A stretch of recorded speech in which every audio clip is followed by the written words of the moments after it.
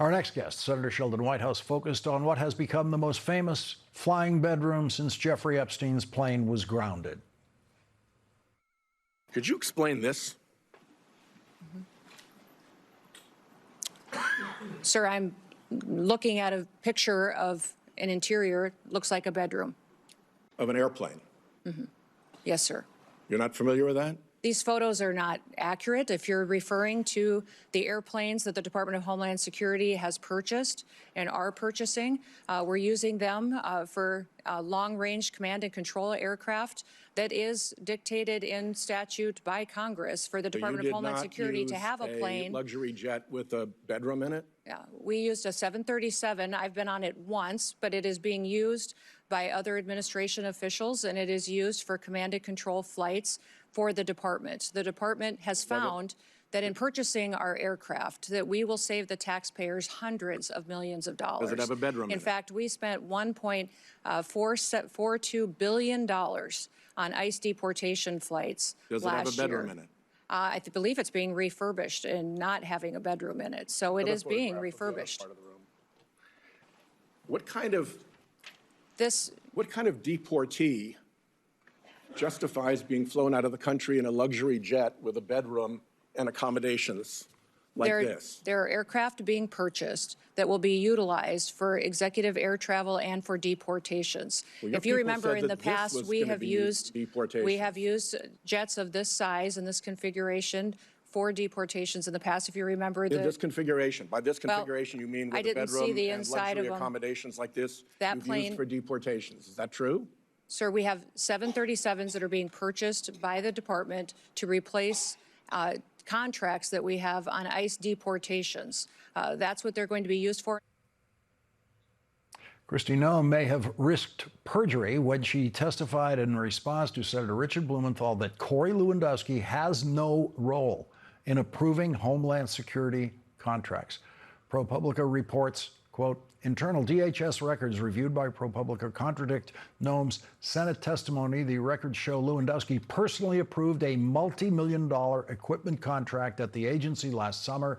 That was not a one-off. Lewandowski has approved numerous contracts at DHS and often needs to sign off on large ones before any money goes out the door, the current and former department employees said. Last year, Noem imposed a new policy that consolidated her and her top aides' power over all spending at DHS, requiring that she personally review and approve all contracts above $100,000. Before the contracts reach Noem, they must be approved by a series of political appointees who each sign or initial a checklist, sometimes referred to internally as a routing sheet. Typically, the last name on the checklist before Noem's is Lewandowski's, the DHS officials said.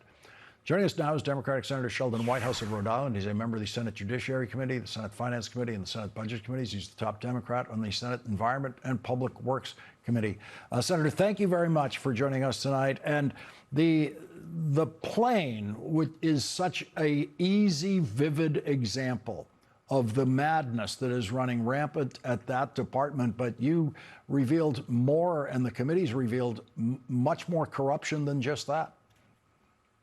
Yeah, I mean, let's just take in that image of that, like, airplane bedroom. It's not enough to have a first-class lie-flat seat.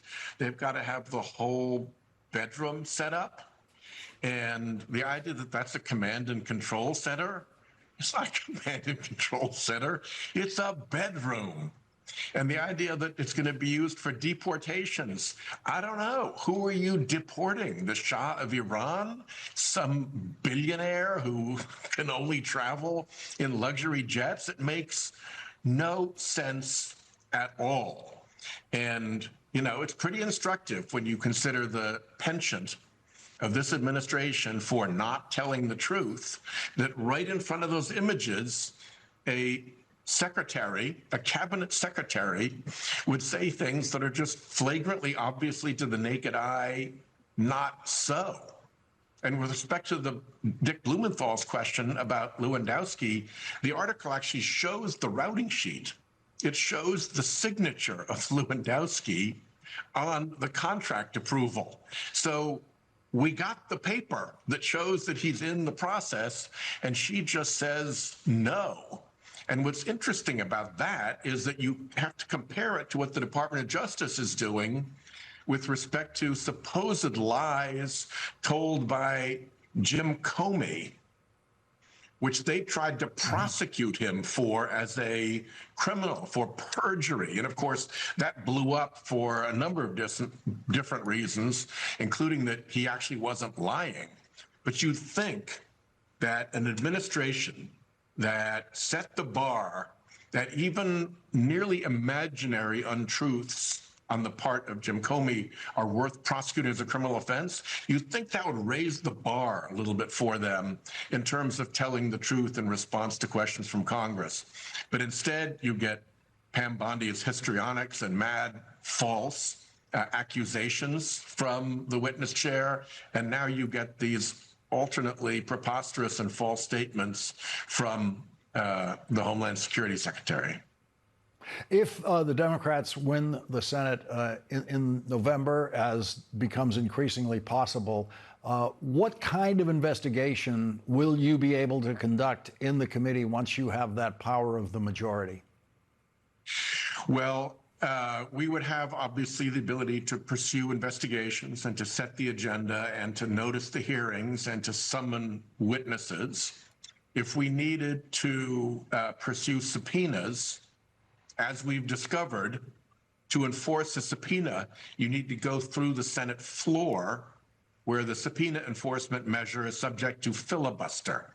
So you'd need 60 votes, or you'd need to be working in harmony with the House Judiciary Chairman, Jamie Raskin, where subpoenas can be enforced without danger of a filibuster. So we have considerable tools at our disposal, and I think it's pretty clear that should the Senate or the House shift in November, the lying will either end or at least be made a lot more difficult. Senator Whitehouse, your handoff to Jamie Raskin is perfect. He's going to be joining us next. Senator Sheldon Whitehouse, thank you very much for joining us tonight.